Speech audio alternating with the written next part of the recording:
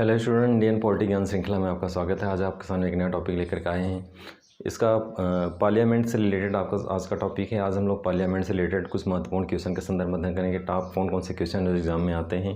तो चलिए समय देर ना किए हुए तुरंत वीडियो को देखते हैं कि पार्लियामेंट से रिलेटेड कौन कौन से महत्वपूर्ण एग्जाम में क्वेश्चन जो आते हैं वो कौन कौन से हैं। भारत के संविधान में संसदीय प्रणाली किस देश के संविधान से लिया गया है। हमने यहाँ पे एक चीज़ और बताना चाहेंगे आपको। मल्टीपल क्वेश्चन को 4 ऑप्शन जो होते हैं उसको हमने नहीं दिया है। कभी कभी हम ऐसा कुछ नया नया प्रयोग करते हैं, आप नोट्स भी बना सकते हैं। तो मल्टीपल रहता है तो समय ज़्यादा लगता है, 4 ऑप्शन बताने में भी।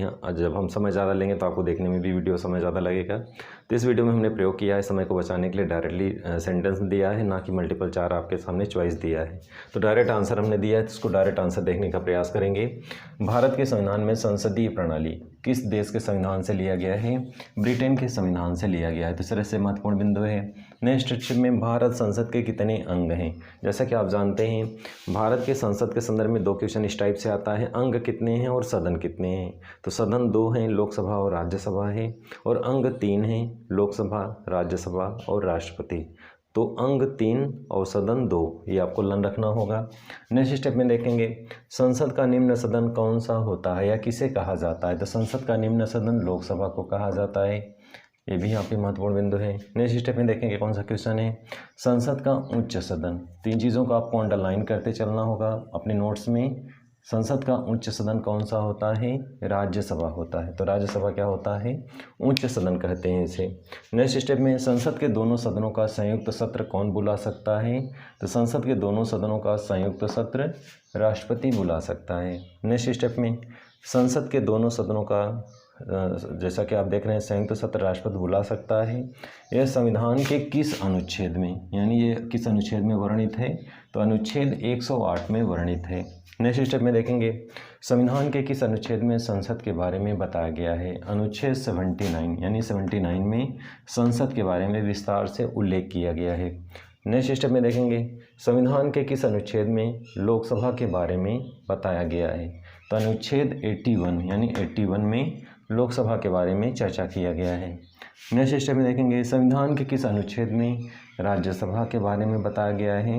अनुच्छेद 80, यानी अनुच्छेद 80 में राज्यसभा के बारे में वर्णन मिलता है। नेक्स्ट स्टेप में इसी में देखेंगे किस सदन को हाउस ऑफ पीपल भी कहा जाता है। तो लोकसभा को हाउस ऑफ पीपल भी कहा जाता है। जैसा कि आप जानते हैं लोकसभा के जो प्रतिनिधि होते हैं वो जनता के द्वारा प्रत्यक्ष रूप से निर्वाचित होते हैं। इसी कड़ी में आगे हम लोग देखेंगे लोकसभा का कार्यकाल कितने वर्ष का होता है। तो लोकसभा का कार्यकाल 5 वर्ष का होता है, यानी कि लोकसभा के सदस्यों का भी कार्यकाल 5 वर्ष का होता है और सदन का भी कार्यकाल 5 वर्ष का होता है। तो इस तरह आपको जानना होगा कि राज्यसभा और लोकसभा दोनों में कार्यकाल के क्या अंतर है। हमने अभी इसके पहले स्ट्रक्चर में वीडियो में बता चुके हैं कि लोकसभा का कार्यकाल 5 वर्ष और लोकसभा के सदस्यों का कार्यकाल भी 5 वर्ष, दोनों का 5-5 वर्ष है। अगले स्टेप में देखेंगे लोकसभा के सदस्य का निर्वाचन किसके द्वारा किया जाता है। तो लोकसभा के सदस्यों का निर्वाचन जनता के द्वारा किया जाता है।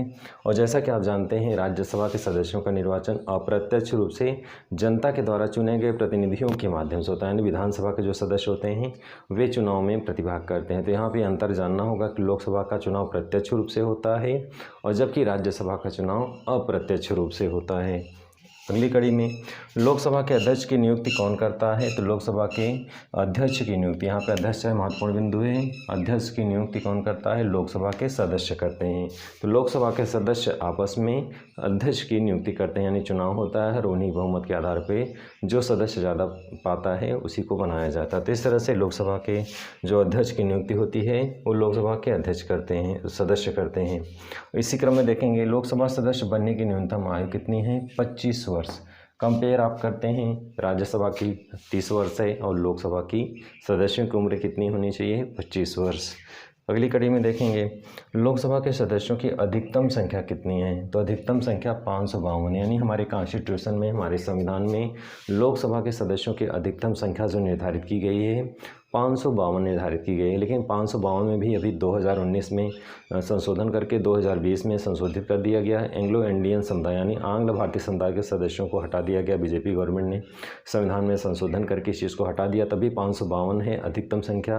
लेकिन अब उसमें 2 सदस्य हटा दिए गए हैं 2019 के संविधान संशोधन के द्वारा। तो अधिकतम जहाँ तक अभी एग्जाम में जो क्वेश्चन आ रहे हैं कि कितनी थी तो इन चीज़ों को जानेंगे कि प्रेजेंट टाइम में कितनी हैं और संविधान में कितनी व्यवस्था दी गई है। तो आपको प्रश्नों पे बहुत बारीकी से नज़र रखनी होगी, तभी आप प्रश्नों को अटेम्प्ट कर पाएंगे, क्योंकि संविधान में 552 हैं और प्रेजेंट टाइम में ये सिचुएशन चेंज हो गया है 545 यानी प्रेजेंट टाइम में। तो इन चीज़ों को अंतर आपको देखना होगा। तो लोकसभा के सदस्यों की अधिकतम संख्या 552 है। वर्तमान में लोकसभा के कितने सदस्य चुने गए हैं? तो 543। जैसा कि आप जानते हैं यहाँ पे चुने गए हैं। प्रश्नों को हमने पहले भी बताया कि आपको बहुत ध्यान से देखना होगा, तभी आप प्रश्नों को अटेम्प्ट कर पाएंगे। अब 543 कैसे है, तो ऐसे आप समझें, यानी टोटल प्रेजेंट टाइम में 545 है और 545 में 2 आंग्ल भारतीय हो जाएंगे और 2 आंग्ल भारतीय को जब माइनस कर देंगे 545 में तो कितनी संख्या बचेगी? 543। इस तरह से इस चीज़ को आपको समझना होगा। अगले स्टेप में, वर्तमान में लोकसभा के कितने सदस्य राज्यों से चुने जाते हैं? तो जैसा कि आपको देख रहा है कि राज्यों से सदस्य चुने जाएंगे 530, क्योंकि 543 में 30 तो राज्यों से चुने जाएंगे और 13 केंद्र शासित प्रदेशों से चुने जाएंगे। तो दोनों को संयुक्त रूप से जो संख्या बनती है वो 500 कितनी होती है? 43 होती है।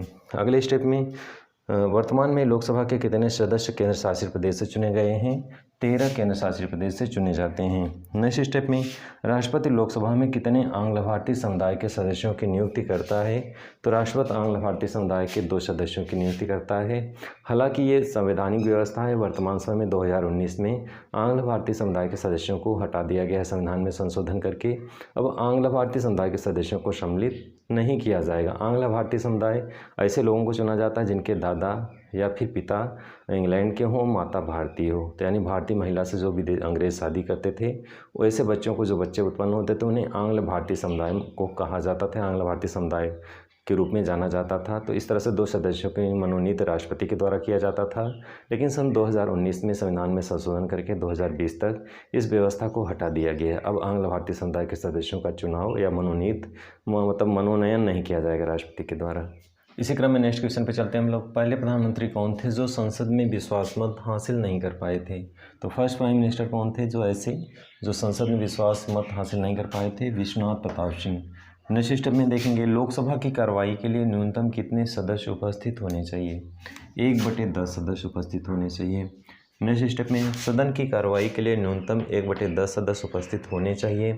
इन्हें क्या कहा जाता है? तो इन्हें गणपूर्ति भी कहा जाता है और कोरम भी कहा जाता है। एग्जाम में इस तरह से अगर ऑप्शन आए ए और बी, यानी ये दोनों ऑप्शन रहेंगे और अगला ऑप्शन रहेगा उपर्युक्त दोनों, तो उपर्युक्त दोनों में करेंगे, ठीक है। यानी कहने का मतलब गणपूर्ति भी है और कोरम भी है, दोनों बोला जाता है।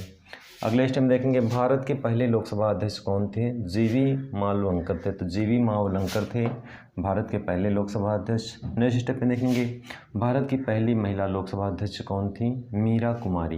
वेरी इंपॉर्टेंट क्वेश्चन इस तरह से एग्जाम में आता है। भारत की पहली महिला लोकसभा अध्यक्ष कौन थी? मीरा कुमारी। नेक्स्ट स्टेप में, संसद में 12 बजे के पहले के समय को क्या कहा जाता है? प्रश्नकाल। यानी 12 बजे के समय के पहले को प्रश्नकाल कहा जाता है।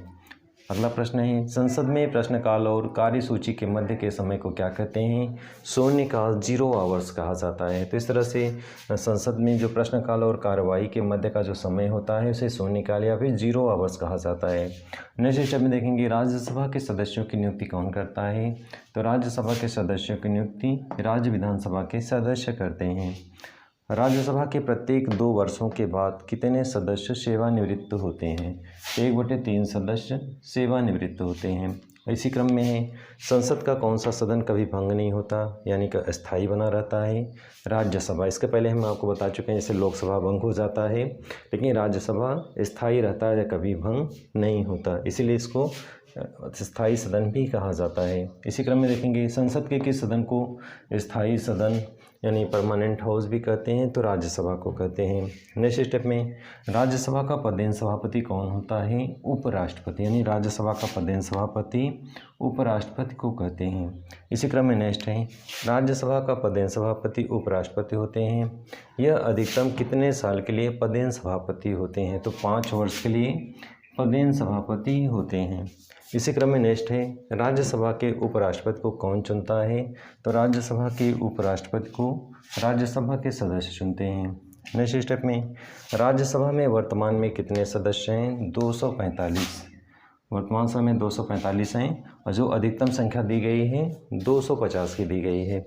इसी क्रम में नेक्स्ट है, राष्ट्रपति राज्यसभा में कितने सदस्यों की नियुक्ति करता है? तो राष्ट्रपति राज्यसभा में 12 सदस्यों की नियुक्ति करता है। अगर एग्जाम में क्वेश्चन आता है कि संसद में कितने सदस्यों की नियुक्ति करता है तो 14 उसमें ऑप्शन रहेगा। लेकिन अभी 2019 में इसे संशोधित कर दिया गया है, तो लोकसभा के जो 2 सदस्यों की नियुक्ति करता था आंग्ल भारतीय समुदाय के, उसको हटा दिया गया। तो अब अगर आने वाले टाइम में एग्ज़ाम में अगर क्वेश्चन ऐसे आता है तो आने वाले टाइम में जो 14 पहले कुछ क्वेश्चन पहले जो रहते थे 14 वो अब नहीं रहेगा, क्योंकि 2019 में संशोधित करके इस व्यवस्था को हटा दिया गया, यानी आंग्ल भारतीय समुदाय के सदस्यों की नियुक्ति अब नहीं होगी। तो ऐसे कंडीशन में अगर संसद पूछता है तब भी 12 रहेगा और राज्यसभा पूछेगा तब भी 12 रहेगा, क्योंकि 2 सदस्यों को हटा दिया गया है संशोधित करके। राज्यसभा के पहले सभापति कौन थे? सर्वपल्ली राधाकृष्णन। नेक्स्ट स्टेप में देखेंगे, राज्यसभा के पहले उपसभापति कौन थे? एस.वी. कृष्णमूर्ति राव, यानी राज्यसभा के पहले उपसभापति एस.वी. कृष्णमूर्ति राव थे। नेक्स्ट स्टेप में है, संसद के लोक सेवा आयोग समिति के लोकसभा के कितने सदस्य होते थे? तो 15 राज्यसभा के यानी 15 लोकसभा के होते थे और राज्यसभा के 17 होते थे। तो यानी 2 सदस्य यहाँ पे हैं, यानी संसद के लोक सेवा आयोग यानी लोक सेवा आयोग समिति है और इसमें लोकसभा के कितने सदस्य होंगे? 15 होंगे और राज्यसभा के कितने होंगे? 7 होंगे। तो ये आपको लर्न रखना होगा। नेक्स्ट स्टेप में देखेंगे, संसद के लोक सेवा आयोग समिति का अध्यक्ष कौन होता है? तो लोक सेवा समिति के अध्यक्ष विपक्ष के नेता को कहते हैं, यानी विपक्ष का। इसी क्रम में नेक्स्ट है, मंत्रालय के व्यय और सीएजी की रिपोर्ट पर विचार विमर्श संसद की कौन सी समिति करती है? लोक सेवा समिति करती है, यानी मंत्रालय के व्यय, तो यहाँ पे व्यय है और सीएजी की रिपोर्ट पर विचार विमर्श संसद की कौन सी समिति करती है? तो समिति है संसद की लोक सेवा समिति। नेक्स्ट स्टेप में देखेंगे, संसद के लोक सेवा आयोग समिति का अध्यक्ष विपक्ष का नेता होता है। लोक सेवा आयोग समिति का अध्यक्ष कौन होता है? विपक्ष का नेता होता है और इसकी नियुक्ति कौन करता है? लोकसभा अध्यक्ष करता है। नेक्स्ट स्टेप में देखेंगे, भारत के किस प्रधानमंत्री ने संसद के सत्र में भाग नहीं लिया? वेरी इंपॉर्टेंट क्वेश्चन है कि भारत के किस प्रधानमंत्री ने संसद के सत्र में भाग नहीं लिया? तो चौधरी चरण सिंह, यानी चौधरी चरण सिंह संसद के सत्र में उन्होंने भाग नहीं लिया था। नेक्स्ट है, संसद और राज्य विधानमंडल का कौन सा सदन अस्थायी होता है?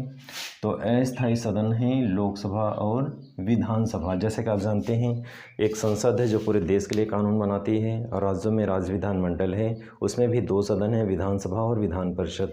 तो विस्तार से आप पूरा जो है इसके पहले वीडियो में देख चुके हैं। यानी संसद में 2 सदन है, लोकसभा और राज्यसभा, और राज्यों में विधानमंडल है, विधानसभा और विधान परिषद। तो जो अस्थायी है, जो जनता के द्वारा चुनी जाती है और 5 वर्ष में भंग हो जाती है, तो संसद में लोकसभा है और राज्यों में विधानसभा है। ये क्या है? अस्थायी है। नेक्स्ट स्टेप में देखेंगे, संविधान के अनुसार संसद के दोनों सदनों का अधिवेशन 1 वर्ष में कम से कम कितनी बार बुलाया जाना चाहिए? तो कम से कम 2 बार 1 वर्ष में बुलाया जाना चाहिए। नेक्स्ट स्टेप में देखेंगे, संसद के किसी सदन के 2 सत्रों के बीच की अवधि, यानी संसद के जो 2 सत्र होंगे 1 वर्ष में कम से कम, और उनके बीच की अवधि के महीने में ऊपर नहीं होना चाहिए। यानी कितना अंतर होना चाहिए? तो 6 माह का अंतर होना चाहिए। कहने का मतलब संसद के किसी भी सदन का जो सत्र बुलाया जाता है उसमें अंतर कितना होना चाहिए? 6 माह का अंतर होना चाहिए। नेक्स्ट स्टेप में देखेंगे, यदि संसद किसी विशिष्ट उद्देश्य के लिए कोई समिति नियुक्त करें तो उसे क्या कहते हैं? तदर्थ समिति कहते हैं। नेक्स्ट स्टेप में देखेंगे, किस सदन में अध्यक्ष उस सदन का सदस्य नहीं होता? तो अध्यक्ष किस सदन में अध्यक्ष उस सदन का सदस्य नहीं होता? राज्यसभा का, यानी राज्यसभा का जो अध्यक्ष होगा वो वहाँ का सदस्य नहीं होता। कौन सा अनुच्छेद संसद को राज्य सूची के विषयों पर कानून बनाने का अधिकार देता है? जैसा कि आप जानते हैं, केंद्र सूची पे केंद्र सरकार कानून बनाती है, राज्यों पे राज्य सरकार बनाती है, समवर्ती सूची पे दोनों बनाते हैं। तो यहाँ पे कौन सा अनुच्छेद संसद की राज्य सूची के विषयों पर कानून बनाने का अधिकार देता है? तो अनुच्छेद 249, यानी अनुच्छेद 249 के अंतर्गत राज्य सूची पे विषयों पर कानून बनाने का अधिकार किसको देता है?